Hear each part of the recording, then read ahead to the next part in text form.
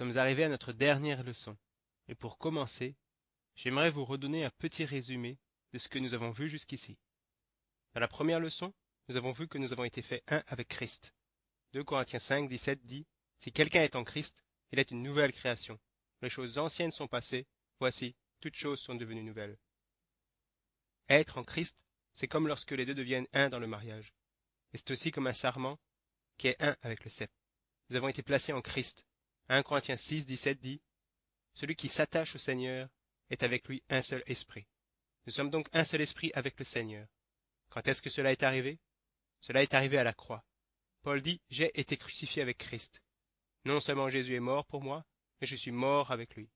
Paul dit « Je suis mort en lui, car j'ai été crucifié avec Christ. » Nous commençons donc notre cheminement de la croix jusqu'au trône avec la croix de Jésus-Christ. Nous avons dit que la mort n'est pas la fin de notre vie, mais c'est en fait le début de notre vie. Cela fait partie de l'œuvre de la croix. Ensuite, nous avons dit que nous avons été crucifiés avec lui et que nous avons été ensevelis avec lui. C'est ce dont nous avons parlé dans notre précédente leçon. Je vous ai également partagé des leçons de vie concernant la mort, l'ensevelissement et la résurrection. Abraham a dû abandonner la promesse de Dieu. Jacob a dû abandonner la bénédiction de Dieu. Joseph a dû abandonner le don de Dieu. Et Moïse a dû abandonner l'appel de Dieu. J'aimerais vous dire que chacun d'entre vous, vous avez besoin d'abandonner le ministère que Dieu vous a donné, de la même manière que Moïse avait la verge de Dieu avec lui, qui était l'autorité de Dieu en lui pour faire une œuvre particulière, répondre à un appel particulier et accomplir un ministère particulier. Dieu lui a pourtant dit « Jette ta verge par terre », et Moïse jeta sa verge, et elle se transforma en serpent. Moïse a dû la laisser tomber, il a dû la jeter par terre. Bien souvent nous prenons une promesse de Dieu, ou une parole prophétique de Dieu, ou une vision que Dieu nous a donnée, et nous nous y accrochons comme Abraham l'a fait. Et quand les choses ne vont pas aussi vite que nous l'aimerions, nous commençons à y penser et à y repenser, et nous faisons comme Abraham a fait. Il a pris Agar, la servante de son épouse Sarah, et Agar a donné naissance à Ismaël. Le plus grand ennemi d'Isaac est souvent Ismaël. C'est un ennemi car nous agissons dans la chair, nous devenons impatients, et nous faisons quelque chose qui n'est pas de l'esprit. C'est Isaac qui était le fils de la promesse, pas Ismaël. Le principe de la mort et de l'ensevelissement avec Christ signifie que j'ai été crucifié avec Christ, que je suis mort avec lui, j'ai été baptisé dans sa mort, et je n'ai plus de vie en moi-même. Dieu nous demande d'enterrer quelque chose dans la terre avant qu'il puisse le ramener à nouveau à la vie et l'utiliser. Il doit y avoir la marque de la croix sur tout ce que nous faisons en tant que peuple, en tant que communauté, en tant que ministère. Il faut qu'il y ait la marque de la mort, de l'ensevelissement et de la résurrection sur cette chose. Et si cela n'est pas mort, s'il n'y a pas eu d'ensevelissement, Dieu ne peut pas l'utiliser. Dieu doit vous briser avant de faire quelque chose de vous. Voilà de quoi nous avons parlé dans les leçons précédentes. Dans cette leçon, après être partis de la croix et être passés par la mort et l'ensevelissement, nous parlerons maintenant de notre résurrection, de notre ascension et du fait que nous sommes assis avec Christ dans les lieux célestes. Notre texte de base se trouve dans Éphésiens 2, verset 6. Dieu nous a élevés ensemble et nous a fait asseoir ensemble dans les lieux célestes en Jésus-Christ. Nous parlerons donc de la résurrection, de l'ascension et du fait que nous sommes assis avec Christ. Premier point, nous sommes revenus à la vie avec Christ. Paul dit en Romains 6, 4, « Nous avons donc été ensevelis avec lui par le baptême en sa mort, afin que, comme Christ est ressuscité des morts par la gloire du Père, de même nous aussi nous marchions en nouveauté de vie. » Nous pouvons marcher en nouveauté de vie parce que nous sommes crucifiés avec Christ. Si vous n'avez pas compris que vous avez été crucifié avec Christ, vous ne pouvez pas marcher en nouveauté de vie, car ce n'est qu'en étant crucifié avec lui que nous pouvons ressusciter avec lui. Jésus dit, si quelqu'un veut être mon disciple, qu'il se charge chaque jour de sa croix et qu'il me suive. Pourquoi est-ce que je dois prendre ma croix? Pourquoi est-ce que je dois faire cela à Jésus? Parce que si vous essayez de garder votre vie, vous allez perdre votre vie.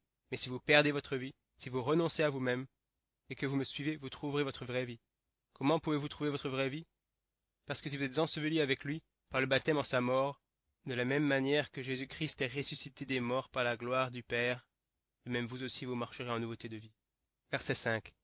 En effet, si nous sommes devenus une même plante avec lui par la conformité à sa mort, vous voyez, c'est cela la clé. Si vous n'êtes pas prêt à embrasser la mort du Seigneur, vous n'aurez pas la vie du Seigneur. Si nous sommes devenus une même plante avec lui par la conformité à sa mort, nous le serons aussi par la conformité à sa résurrection. Tout le monde veut la résurrection, la puissance, la victoire, la gloire du dimanche matin, mais vous n'arriverez pas là-bas avant et jusqu'à ce que vous preniez la croix chaque jour, que vous renonciez à vous-même et que vous suiviez Jésus. Verset 6. Sachant que notre vieil homme a été crucifié avec lui, afin que le corps du péché soit détruit, pour que nous ne soyons plus esclaves du péché, car celui qui est mort est libre du péché. Pourquoi est-ce que les chrétiens sont encore liés au péché? Parce qu'ils ne sont jamais morts, et ils ne se sont jamais approprié la croix de Jésus-Christ, de façon pratique, pour l'appliquer à leur propre vie, Pour eux, la croix de Jésus est quelque chose qui s'est passé il y a 2000 ans, quand Jésus est mort pour leurs péchés. Mais ce n'est pas un principe à l'œuvre dans leur vie aujourd'hui. Paul dit, en 2 Corinthiens 4, « Je porte chaque jour la mort de Jésus, afin que la vie de Jésus soit aussi manifestée dans mon corps. » Si nous sommes prêts à nous identifier à lui dans ses souffrances, nous serons identifiés avec lui dans sa gloire. Les Écritures disent que si nous souffrons avec lui, alors nous serons aussi glorifiés avec lui. Celui qui est mort est libre du péché. Verset 8. Or, si nous sommes morts avec Christ, nous croyons que nous vivrons aussi avec lui. Vivez-vous en Christ? Pour vivre en Christ, vous devez mourir, prendre la croix. C'est pour cela que Paul dit à la fin de Galates 6, « Pour ce qui me concerne, loin de moi la pensée de me glorifier d'autre chose que de la croix de notre Seigneur Jésus-Christ, par qui le monde est crucifié pour moi, comme je le suis pour le monde. » Ce n'est pas seulement le fait que Jésus est mort il y a 2000 ans, mais c'est quelque chose qui est à l'œuvre dans ma vie aujourd'hui. Et cela met comme une barrière entre moi et le monde, entre moi et le péché, et une barrière entre moi et Satan. Parce que je suis mort à cela. Les hommes morts ne peuvent pas commettre de péché. Or, si nous sommes morts avec Christ, nous croyons que nous vivrons aussi avec lui. Verset 9. Sachant que Christ, ressuscité des morts, ne meurt plus. La mort n'a plus de pouvoir sur lui. Voilà la clé pour la victoire. La victoire sur la mort ne vient pas en évitant la mort, mais en allant dans la mort. Pour obtenir la victoire sur les ténèbres, vous ne courez pas loin des ténèbres, mais vous courez vers les ténèbres. Vous avez été ensevelis dans la terre, vous avez permis à Dieu de prendre ces choses et de vous prendre, vous, et qui vous êtes, votre volonté et vos pensées. Lorsque nous disons, pas ma volonté, mais ta volonté, Seigneur, c'est cela prendre sa croix. Reprenons au verset 9. Sachant que Christ ressuscité des morts ne meurt plus, la mort n'a plus de pouvoir sur lui, car il est mort et c'est pour le péché qu'il est mort une fois pour toutes. Il est revenu à la vie, et c'est pour Dieu qu'il vit. Ainsi vous-même regardez-vous comme mort au péché, et comme vivant pour Dieu en Jésus-Christ. Que le péché ne règne donc point dans votre corps mortel, et n'obéissez pas à ses convoitises. Nous sommes revenus à la vie avec Christ. Lettre A. Paul dit, si nous sommes morts et ensevelis avec Christ, alors nous sommes aussi ressuscités avec lui. Nous sommes morts et ensevelis avec Christ. Nous avons déjà passé 2 leçons à parler de notre mort et de notre ensevelissement avec lui. Si tel est le cas, alors nous sommes aussi ressuscités avec lui. Comment pourrait-il en être autrement? Comment pourrait-il en être autrement? Si je suis en Christ, et que j'ai été crucifié avec Christ, et que Jésus est ressuscité d'entre les morts, est-il possible pour moi de rester dans la tombe? Non, ce n'est pas possible, parce que je suis en lui. Il est écrit, « C'est par Dieu que vous êtes en Jésus-Christ. » Et quand cela a-t-il commencé? Les deux sont devenus un à la croix. Donc, quand il est mort, je suis mort. Et quand il est ressuscité d'entre les morts, je suis ressuscité avec lui. Par conséquent, la mort n'a pas de pouvoir sur moi. Les ténèbres n'ont pas de pouvoir sur moi. Et Satan n'a rien en moi. Loué soit Dieu. Lettre B. La vie de résurrection signifie une vie qui ne peut plus mourir. La mort n'a pas de pouvoir sur la résurrection. Je le répète. La vie de résurrection signifie une vie qui ne peut plus mourir. La mort n'a pas de pouvoir sur la résurrection. Elle n'en a tout simplement pas. Si vous êtes ressuscité des morts, vous n'avez rien à craindre de la mort. La mort ne peut rien vous faire. Si vous êtes déjà mort et que vous êtes passé par la mort et que vous êtes ressuscité d'entre les morts, la mort est vaincue. Prenez Apocalypse 1, verset 18. Jésus nous en donne une illustration. Et si cela est vrai de Jésus, alors j'aimerais que nous puissions voir que cela est aussi vrai pour nous. Apocalypse 1, 18 dit, « Je suis le premier et le dernier, et le vivant. J'étais mort et voici je suis vivant au siècle des siècles. Amen. Je tiens les clés de la mort et du séjour des morts. » Vous voyez, j'étais mort et voici je suis vivant au siècle des siècles. Et je tiens les clés de la mort et du séjour des morts. Vous voyez, Paul dit maintenant que nous avons été crucifiés avec lui, maintenant que nous sommes morts avec lui, nous croyons que nous sommes aussi ressuscités avec lui. De la même manière que la mort n'a pas de pouvoir sur le Seigneur Jésus, parce qu'il est déjà passé par la mort et qu'il est arrivé victorieux de l'autre côté, de la même manière la mort n'a pas de pouvoir sur nous. Qu'est-ce que je veux dire par la mort? Je ne veux pas forcément parler de la mort physique, mais de la peur de la mort. Dans le livre des Hébreux au chapitre 2, il est dit que Satan peut retenir toute leur vie durant des gens dans la servitude par la crainte de la mort. Nous avons déjà vu que la mort n'est pas la fin, c'est le commencement. Nous ne voulons pas avoir peur de cela. Mais au-delà de cela, de façon spirituelle, nous avons peur de nous donner en sacrifice pour le Seigneur. Nous avons peur de donner notre vie entière et tout ce que nous possédons à Jésus. Nous avons vraiment peur de cela. Nous avons peur de lui abandonner ce qu'il y a dans nos cœurs. C'est si difficile de renoncer. Nous ne voulons pas mourir, c'est difficile. La chair ne veut pas mourir. Le moi ne veut pas abandonner. Le moi est prêt à devenir religieux. Si seulement il n'a pas besoin de mourir. Mais la vie de résurrection est une vie qui ne peut plus mourir. La mort n'a pas de pouvoir sur la résurrection. Vous avez besoin de ressusciter. Vous n'avez pas seulement besoin de la vie, il vous faut la vie de résurrection. Parce que si vous n'êtes jamais passé par la croix, et qu'il n'y a pas l'empreinte de la croix sur vous, vous resterez toujours asservis à la peur de la mort. Chaque fois que Dieu veut vous pousser dans une certaine direction, il y a de la résistance et des luttes de votre part, car vous n'êtes pas mort. Vous n'êtes pas mort à vos opinions, vous n'êtes pas mort à vous-même, vous n'êtes pas mort à votre façon de faire les choses, vous n'êtes pas mort à votre chair. Lettre C. L'objectif de la croix est de nous faire passer par la mort pour que nous puissions nous tenir sur le terrain de la résurrection. Quel est le but de la croix? Pourquoi est-ce que Jésus a dit « Pour être mon disciple, vous devez vous charger de votre croix » L'objectif de cette croix, c'est que nous nous en chargions de façon individuelle. C'est un principe de mort. C'est un principe qui dit « Non pas ma volonté, mais que ta volonté soit faite ». C'est un principe qui dit « Non pas mon royaume, mais ton royaume. Pas moi, Seigneur, mais toi. » C'est un principe qui dit « Plus de Christ et moins de moi. Je dois grandir, mais je dois diminuer. » C'est ce que vous dites quand vous vous chargez de votre croix. L'objectif de cette croix, que nous prenons de façon individuelle, est de nous faire passer par la mort pour que nous puissions nous tenir sur le terrain de la résurrection. Gardez toujours cela à l'esprit. Tout ce que Dieu demande de vous, il vous le rend mieux que cela n'était avant. Je pense que la meilleure illustration est Abraham. Dieu lui a dit, prends ton fils, ton unique, celui que tu aimes, Isaac, le fils de la promesse, par qui toutes les nations seront bénies, de qui je vais faire sortir une grande et puissante nation, avec tant de descendants que tu ne pourras pas les compter. Oui, Dieu fait des choses auxquelles vous ne vous attendez pas. Il a demandé à Abraham de prendre son fils, lui de qui toutes les nations devaient venir, d'aller sur le mont Morija et de le lui offrir en sacrifice. Cela n'a pas de sens. Nous avons un petit éclairage de ce qu'Abraham devait penser dans Romains et Hébreux. Il est écrit qu'il avait foi en Dieu, car il croyait que Dieu pouvait ressusciter Isaac si nécessaire. Il était prêt à passer par tout le processus de tuer son fils, sachant que Dieu, qui ne peut pas mentir, et qui doit respecter la promesse qu'il lui a faite, va ressusciter Isaac d'entre les morts. Mais parce qu'il avait cette foi, Dieu a dit, tu n'as pas besoin de passer à travers cela. Tu n'as pas besoin d'y passer de façon physique, parce que tu t'es déjà appliqué le principe à toi-même de façon spirituelle. Spirituellement parlant, Abraham, tu es déjà crucifié. Vous voyez, ce n'est pas Isaac qui devait mourir, c'est Abraham qui devait mourir. Le but de Dieu ici n'était pas de tuer Isaac, mais de tuer Abraham. C'était Abraham qui devait mourir. Pas ma volonté, mais que ta volonté soit faite, Seigneur. Et dès qu'Abraham est mort, alors Dieu a dit, ok, maintenant je sais que tu m'aimes davantage que tu aimes Isaac, parce que tu as fait cela. Je le jure par moi-même, je le jure par mon propre nom, je ferai de toi une grande et puissante nation. Voilà le principe de la croix. Et l'objectif de cette croix est de nous faire passer par la mort pour que nous puissions nous tenir sur le terrain de la résurrection. Parce que lorsque vous vous tenez sur le terrain de la résurrection, personne ne peut vous toucher. Vous ne pouvez pas être tué. Quand Jésus est ressuscité des morts, il ne se souciait pas des soldats romains. Que pouvait-il lui faire de plus que ce qu'il lui avait déjà fait? Il a vaincu tout cela. Il pouvait marcher à travers un mur. Il pouvait traverser la porte qui était fermée, et il pouvait disparaître. Parce qu'il était sur le terrain de la résurrection. Mais il a pris la croix. Et si nous voulons ce genre de victoire, si nous voulons vaincre comme cela, si nous voulons cette sorte d'audace qui dit « Tu n'as rien en moi », alors il faudra nous charger de notre croix. Parce que c'est cela le principe de la mort, de l'ensevelissement et de la résurrection. Lettre D. Cela explique pourquoi il est nécessaire de perdre notre vie pour être en mesure de la sauver. Plus vous vous agrippez à quelque chose, plus il y a de chances pour que vous la perdiez. Mais Jésus dit, si tu perds ta vie, tu vas la sauver et la retrouver. Nous avons donc été rendus à la vie avec Christ. Deuxième point, nous avons été élevés avec Christ. Non seulement avons-nous été rendus à la vie avec Christ, mais nous avons aussi été élevés avec Christ.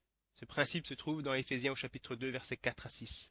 Mais Dieu qui est riche en miséricorde, à cause du grand amour dont il nous a aimés, nous qui étions morts par nos offenses, nous a rendus à la vie avec Christ. C'est par grâce que vous êtes sauvés.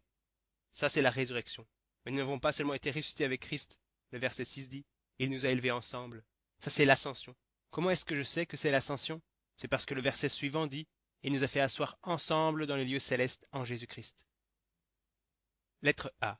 Rendu à la vie ou revivifié avec Christ représente la résurrection, alors qu'élevé avec Christ représente l'ascension. Il parle ici de deux expériences différentes. Une fois il dit que nous sommes ressuscités, rendus vivants avec Christ, et l'autre fois que nous avons été élevés avec lui, qui signifie que nous sommes montés ensemble avec lui. Rendu à la vie ou revivifié avec Christ représente la résurrection, alors qu'élevé avec Christ représente l'ascension. Et nous savons cela parce que dans la phrase suivante il est dit « Il nous a fait asseoir ensemble dans les lieux célestes en Jésus-Christ ». J'aimerais que l'on puisse voir l'image de Christ crucifié, mourant, enseveli, ressuscité, élevé et assis dans les lieux célestes. Le mot-clé ici dans ce passage des Écritures est « ensemble ». Il nous a élevés ensemble et nous a fait asseoir ensemble dans les lieux célestes en Jésus-Christ. Lettre B. Parce que nous sommes ressuscités avec Christ, nous sommes dans le monde, mais pas du monde. Prenez Colossiens chapitre 3, verset 1. Si donc vous êtes ressuscité avec Christ, vous voyez, il tient pour acquis que tout le monde devrait savoir cela, que tous les chrétiens devraient savoir cela. Si donc vous êtes ressuscité avec Christ, cherchez les choses d'en haut, où Christ est assis à la droite de Dieu. Affectionnez-vous aux choses d'en haut, et non à celles qui sont sur la terre. Le verset 2 dit, affectionnez-vous aux choses d'en haut, et non à celles qui sont sur la terre. Car vous êtes morts. Que veux-tu dire, Paul? Que veux-tu dire par je suis mort? Je ne suis pas mort, je suis là. Non, vous êtes mort en Christ, et votre vraie vie est cachée avec Christ en Dieu. Quand Christ, votre vie, paraîtra, alors vous paraîtrez aussi avec lui dans sa gloire. Si vous êtes ressuscité avec Christ, pourquoi vivez-vous comme une personne terrestre? Pourquoi vous affectionnez-vous aux choses d'en bas? Il dit que si vous êtes ressuscité avec Christ, vous êtes maintenant des personnes célestes. Troisième point, nous sommes assis avec Christ. Vous vivez depuis le ciel. Vous vivez à partir d'une réalité supérieure aux choses de ce monde. C'est pour cela que Paul peut dire que nous sommes dans le monde. Oui, il est clair que nous sommes dans le monde, mais nous ne sommes pas du monde. Alors d'où sommes-nous?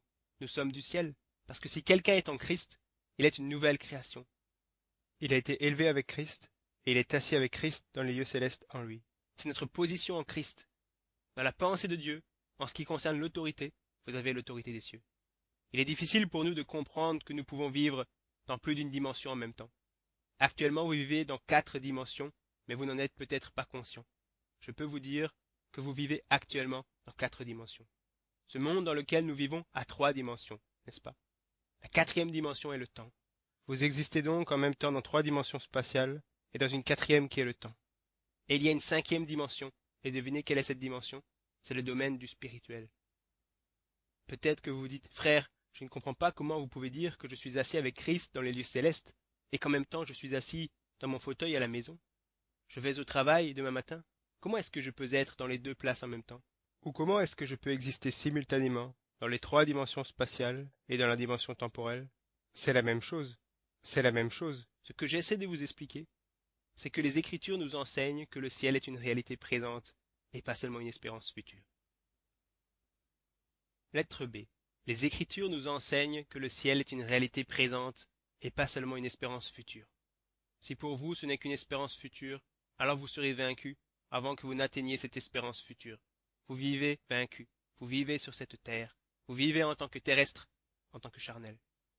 Vous regardez à ce jour quand vous serez élevé au ciel. Mais les Écritures nous enseignent que le ciel est une réalité présente. Vous pouvez appeler cela la 5e dimension si vous le souhaitez. C'est le domaine de l'esprit. C'est là où le Christ a la prééminence sur toute chose. Éphésiens 2:6 dit qu'il nous a élevés ensemble et nous a fait asseoir ensemble dans les lieux célestes en Jésus-Christ. Eh bien oui, je peux exister dans les lieux célestes en Christ et aussi marcher ici-bas sur cette terre. Et non seulement les Écritures disent que ce n'est pas difficile, mais que c'est aussi tout à fait normal. Lettre A. Il n'y a pas de plus haute place dans cet univers que d'être assis en Christ. Est-ce que vous pouvez aller plus haut que le trône de Dieu? De quelle autorité supplémentaire avez-vous besoin? De quelle domination supplémentaire avez-vous besoin? De quelle puissance supplémentaire avez-vous besoin? Si vous êtes assis avec Christ dans les lieux célestes, à la droite de Dieu, et c'est ce que les Écritures disent, c'est ce que vous êtes en Christ, de quoi d'autre avez-vous besoin? Vous n'avez besoin que de cela, c'est de comprendre et de vous approprier qui vous êtes vraiment. Vous n'avez qu'à connaître la vérité de qui vous êtes en Christ, et qui il est vraiment en vous. C'est la seule chose qu'il nous manque. C'est la seule chose qui nous empêche de marcher en tant que personnes célestes dans le domaine terrestre, d'exister de façon simultanée en tant que qui nous sommes en Christ et qui nous sommes dans ce corps terrestre.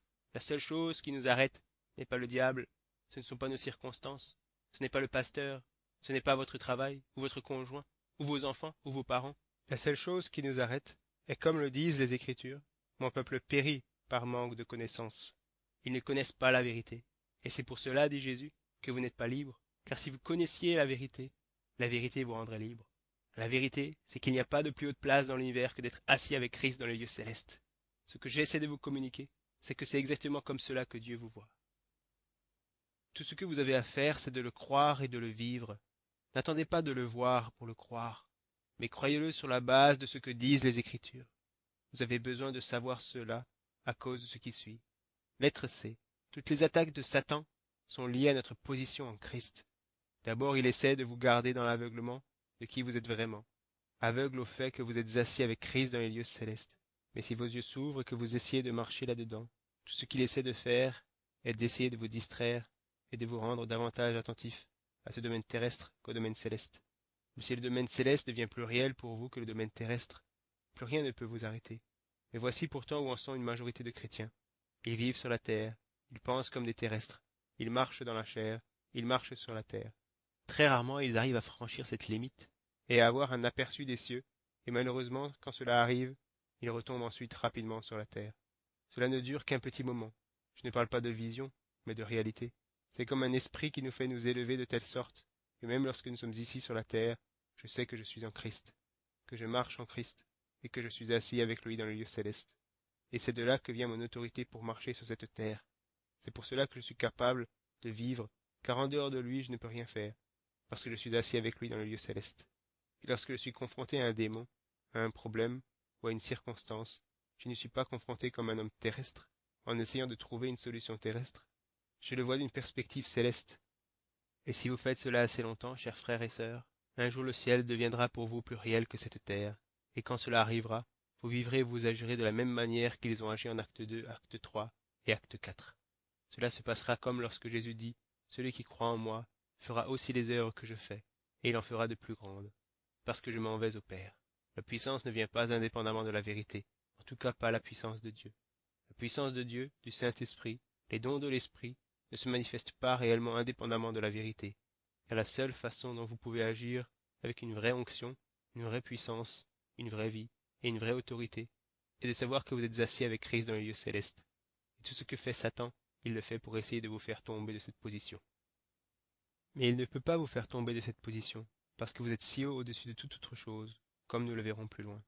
Il ne peut pas vous faire tomber de votre position. Et il n'a pas besoin de le faire.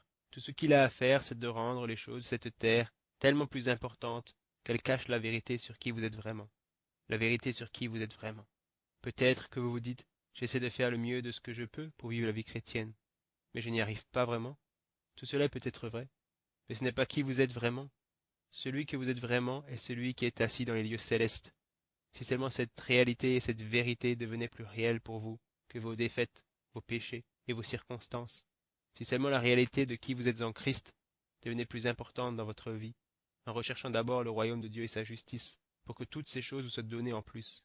Si seulement Christ occupait une plus grande place, s'il avait la prééminence, les cieux deviendraient plus réels pour vous que cette terre. C'est pour cela que je dis que le ciel est une réalité présente, et ce n'est pas seulement une espérance future. C'est une espérance future, mais c'est aussi une réalité présente.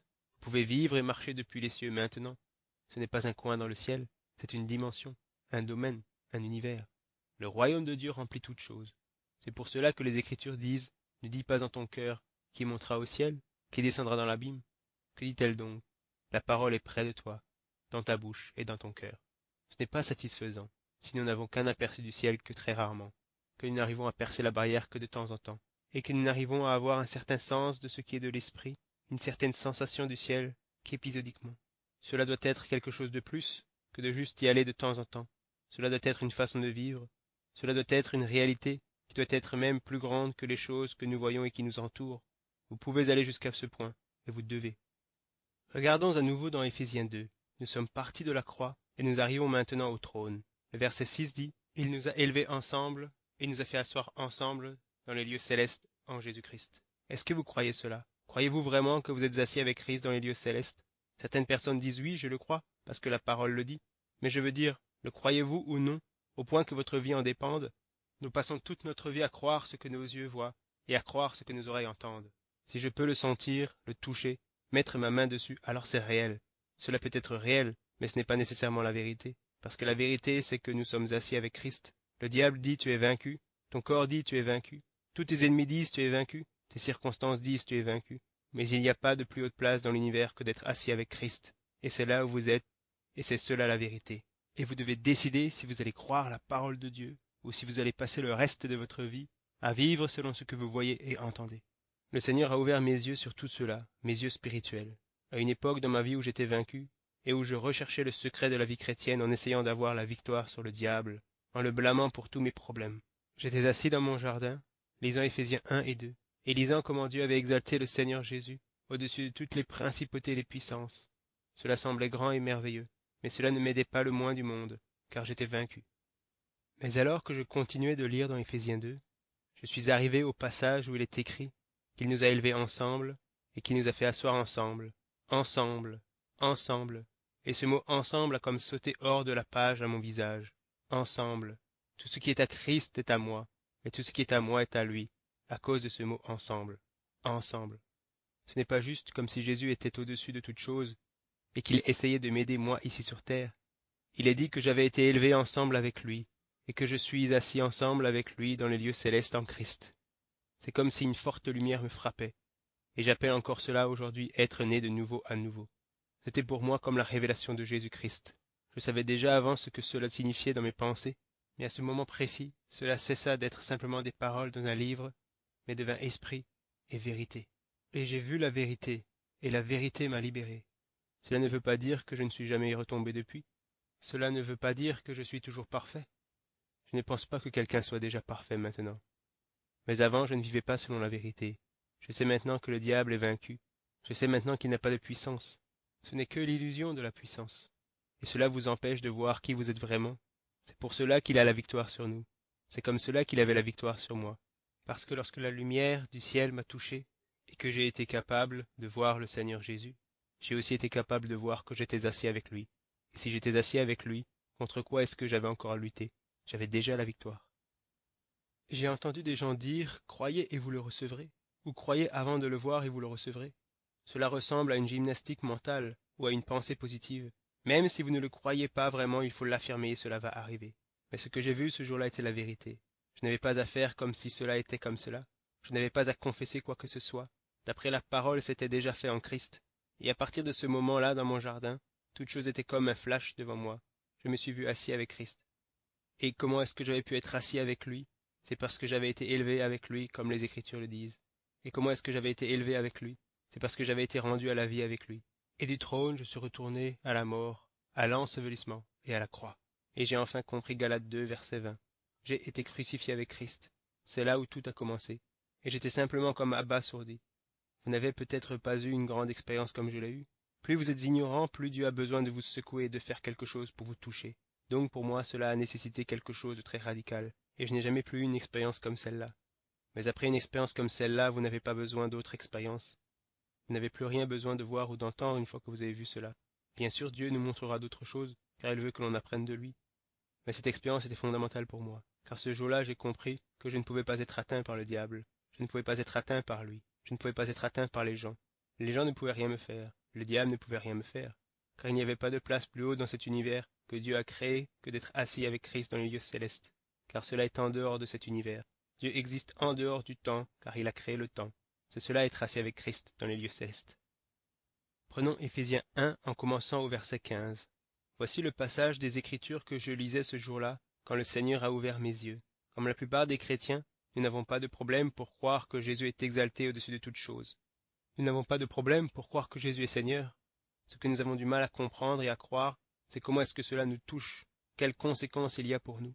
Quel est le lien avec moi pour que moi je puisse être au-dessus de toutes choses? C'est comme les sarments sur le sceptre, les amis. Éphésiens 1, 15 dit « C'est pourquoi moi aussi, ayant entendu parler de votre foi au Seigneur Jésus et de votre charité pour tous les saints, je ne cesse de rendre grâce pour vous, faisant mention de vous dans mes prières. » Qu'est-ce que Paul prie pour ces croyants, pour ces chrétiens qui sont déjà sauvés, qui connaissent déjà le Seigneur Jésus? Que le Dieu de notre Seigneur Jésus-Christ, le Père de gloire, vous donne un esprit de sagesse et de révélation dans sa pleine connaissance. Le mot pleine connaissance ici est épignosis en grec et signifie la connaissance complète, la connaissance expérimentale, pas seulement la connaissance intellectuelle, mais la connaissance expérimentale, la connaissance complète et entière de Jésus-Christ. Comment est-ce que cela arrive? Paul dit au verset 18 qu'il illumine les yeux de votre cœur. C'est ce qui m'est arrivé, c'est ce qui arrive à chacun d'entre nous. Et Paul continue au verset 18 en disant « Pour que vous sachiez quelle est l'espérance qui s'attache à son appel, quelle est la richesse de la gloire de son héritage qu'il réserve aux saints, et quelle est envers nous qui croyons l'infinie grandeur de sa puissance, se manifestant avec efficacité par la vertu de sa force. Il l'a déployé en Christ, en le ressuscitant des morts, et en le faisant asseoir à sa droite dans les lieux célestes, bien au-dessus, bien au-dessus. Il n'est pas juste un maître au-dessus et a beaucoup de difficultés à s'y maintenir. Non, il a été exalté bien au-dessus, de toute domination, de toute autorité, de toute puissance, de toute dignité, et de tout nom qui peut se nommer. Je n'ai pas besoin de connaître le nom de chaque domination, puissance et démons qui sont au-dessus de nous. Je n'ai pas besoin de connaître les noms des démons qui possèdent quelqu'un. Tout ce que j'ai besoin de savoir, c'est que Jésus a été exalté bien au-dessus de toute principauté et puissance. S'il avait été exalté juste un petit peu au-dessus, nous aurions peut-être eu à combattre et à lutter. Mais il a été exalté bien au-dessus. Il est infiniment exalté. Vous ne pouvez pas mesurer la distance. Il est bien au-dessus. Il y a une croyance appelée le dualisme, qui dit que Dieu et Satan sont comme deux personnes opposées, comme le champ positif et négatif d'un aimant, et qu'il y a toujours une guerre entre eux, et aucun des deux ne prend vraiment jamais l'ascendant. Quand vous lisez certains livres et romans qui ont pour thème le combat spirituel, vous pouvez finir par penser que parfois Dieu est à l'offensive et parfois il est sur la défensive. Parfois c'est Dieu qui gagne et parfois c'est le diable qui gagne. Et il n'y a jamais vraiment de vainqueur. Ce n'est pas ce que disent les Écritures, c'est un mensonge. Christ a été exalté bien au-dessus de toute domination et de toute puissance. Et quel est le lien avec nous, frères et sœurs? Si vous croyez vraiment cela, vous n'aurez pas peur du diable. Vous ne passerez pas votre temps à rechercher le diable partout. Si le diable se manifeste, qu'est-ce que cela peut faire? Vous savez que vous avez été exalté avec Christ, bien au-dessus de toute domination, de toute autorité, de toute puissance, de toute dignité, et de tout nom qui peut se nommer, non seulement dans le monde présent, mais encore dans le monde à venir. Jésus est déjà Seigneur au-dessus des noms qui n'ont pas encore été inventés. Que pensez-vous de cela? Verset 22. Il a tout mis sous ses pieds. Combien de choses le mot tout contient-il? Toutes choses. Il a tout mis sous ses pieds, et il l'a donné pour chef suprême à l'Église, qui est son corps, la plénitude de celui qui remplit tout en tous. Et comme vous, j'ai lu tout cela, et j'ai dit Amen, Alléluia, c'est merveilleux, mais quel est le lien avec moi? Eh bien, si vous continuez de lire, vous verrez qu'il est écrit ensemble, ensemble, ensemble. J'ai préparé un petit tableau qui résume tout cela. Vous pouvez le méditer, en faire un sujet de prière, jusqu'à ce que cela devienne réel, jusqu'à ce qu'il y ait la lumière, jusqu'à ce que cela descende dans votre cœur. Première vérité. Dieu a ressuscité Christ d'entre les morts. Son application, il nous a ressuscités d'entre les morts. Si on le personnalise, cela devient il m'a ressuscité d'entre les morts. Père, je te remercie, parce que comme tu as ressuscité Jésus d'entre les morts, et que j'ai été crucifié avec lui, alors je suis aussi ressuscité avec lui. Deuxième vérité. Dieu a assis Christ à sa droite dans les lieux célestes. Si cela est vrai, qu'en est-il de nous? Nous sommes assis avec lui à la droite de Dieu dans les lieux célestes. Maintenant, à cet instant, c'est cela notre position. Nous ne le voyons pas parce que c'est une chose spirituelle, mais nous n'avons pas besoin de le voir pour le croire. Troisième vérité. Christ est bien au-dessus de toute domination, de toute autorité, de toute puissance, de toute dignité. Et si nous sommes ressuscités avec lui, nous sommes bien au-dessus de toute domination, de toute autorité, de toute puissance, de toute dignité. Si nous croyons vraiment cela, il n'y aura pas besoin de 3, 4 ou 5 heures pour faire sortir un démon de quelqu'un. Si c'est bien un problème de démon, car la plupart du temps c'est un problème avec la chair, et vous ne pouvez pas faire sortir la chair. Quatrième vérité. Christ est au-dessus de toutes choses dans le monde présent et dans le monde à venir. Par conséquent, nous sommes au-dessus de toutes choses dans le monde présent et dans le monde à venir, parce que nous sommes en lui. Cinquième vérité. Dieu a tout mis sous les pieds de Christ, donc Dieu a tout mis sous nos pieds. Tout est sous mes pieds, car tout est sous ses pieds, et je suis en lui, et il est en moi. Sixième vérité. Dieu l'a donné pour chef suprême à l'Église, et en tant que son corps, nous sommes aussi au-dessus de toutes choses. Quand vous l'écrivez sous cette forme, les choses semblent simples, n'est-ce pas? Eh bien, c'est simple. C'est pour cela que nous devons devenir comme des petits enfants pour entrer dans le royaume de Dieu. C'est d'entrer dans le royaume de Dieu dont je vous parle dans cette leçon. Être assis dans les lieux célestes et entrer dans le royaume de Dieu, c'est la même chose. Cela ne signifie pas être sauvé, mais entrer dans la réalité du ciel. C'est quand le ciel commence à affecter la terre, que ton royaume vienne, ta volonté soit faite, sur la terre comme au ciel. Quand nous prions cela, que demandons-nous? Nous demandons que la réalité du ciel vienne et affecte la terre en commençant par nous, parce que nous sommes les seuls qui sommes en Christ. Terminons avec Apocalypse 3, verset 21. Peut-être que vous vous dites que c'est un peu présomptueux de penser que nous sommes assis avec Christ dans les lieux célestes. On nous dit que le trône de Dieu est si saint et si exalté que nous ne pouvons pas le voir et encore moins l'approcher. Et Paul dit que nous sommes assis avec Christ. Peut-être que vous vous dites, n'y a-t-il pas un autre verset pour prouver cela? Eh bien oui, il y en a un. Si vous ne croyez pas aux paroles de Paul, peut-être que vous croirez aux paroles de Jésus. Jésus dit dans Apocalypse 3, verset 21, « Celui qui vaincra, je le ferai asseoir avec moi sur mon trône. » Rien que cela a de quoi occuper vos pensées pendant toute une année. Celui qui vaincra, je le ferai asseoir avec moi sur mon trône, comme moi j'ai vaincu, et je me suis assis avec mon Père sur son trône. Que celui qui a des oreilles entende ce que l'Esprit dit aux églises. Vous vous rappelez, Jacques et Jean sont allés auprès du Seigneur pour lui dire, « Nous aimerions que tu fasses tout ce que nous te demanderons. » Et Jésus, comme il était très sage, leur demanda, « Qu'est-ce que vous voulez ?» Nous aimerions que tu nous accordes la possibilité de nous asseoir, l'un à ta droite et l'autre à ta gauche dans ton royaume. Voilà ce que Jésus dit. Si vous êtes vainqueur, vous ne vous assiérez pas seulement à côté de son trône, vous vous assiérez avec moi sur mon trône. Comment est-ce que cela est possible? Parce que je suis crucifié avec Christ. Je suis mort avec Christ. J'ai été enseveli avec Christ. Ensuite je suis ressuscité avec lui. J'ai été élevé ensemble avec lui. Je suis assis ensemble avec lui dans les lieux célestes. C'est pour cela que je suis un vainqueur. Et parce que je suis un vainqueur, Jésus dit que je te ferai asseoir avec moi sur mon trône. Comme moi j'ai vaincu, et je me suis assis avec mon Père sur son trône. Si je suis en Christ, je ne peux pas être hors de lui, mais je ne peux qu'être en lui. Je ne peux pas être en dehors de lui. Les sarments et le cep sont un. Et Jésus dit, là où je serai, là aussi seront mes serviteurs.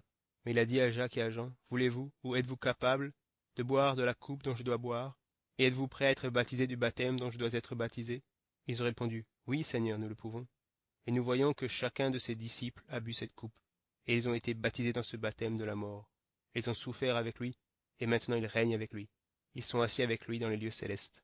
Cela n'est pas seulement l'héritage des premiers disciples, c'est l'héritage de chaque disciple qui est né de nouveau, de chaque saint, de chaque frère, de chaque sœur. Les vainqueurs ne sont pas un groupe d'élite et de personnes super spirituelles qui auraient une onction spéciale. Les vainqueurs sont ceux qui ont la révélation de qui est Christ. Ils ont les yeux de leur cœur ouverts pour le connaître et la puissance de la résurrection. Et ils savent qui ils sont, car la vérité les a rendus libres de ce que le diable et le monde et tous les autres leur disaient qu'ils étaient. Est-ce que cela a du sens pour vous? De la croix jusqu'au trône. Prions. Père, je te remercie de ce que tu as choisi de te révéler toi-même à partir des pages de ce livre. Et pas seulement cela, mais ton esprit rend témoignage de notre esprit.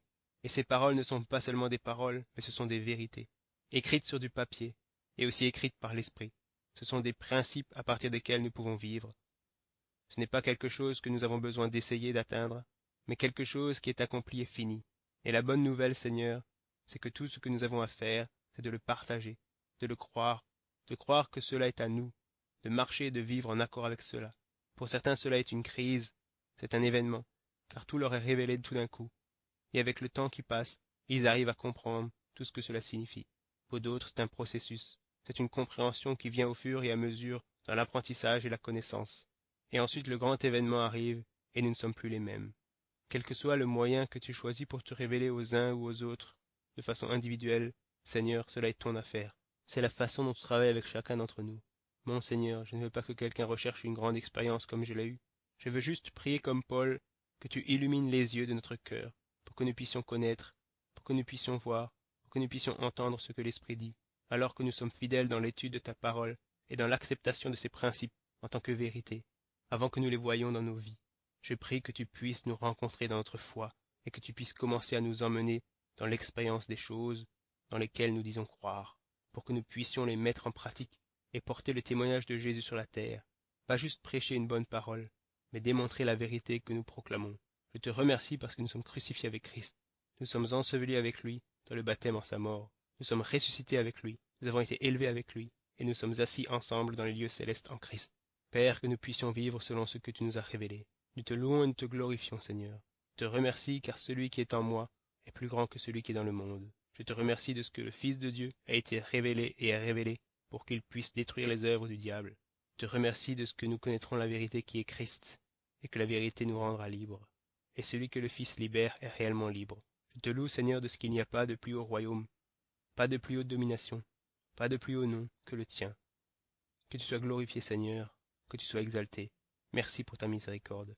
Au nom de Jésus. Amen.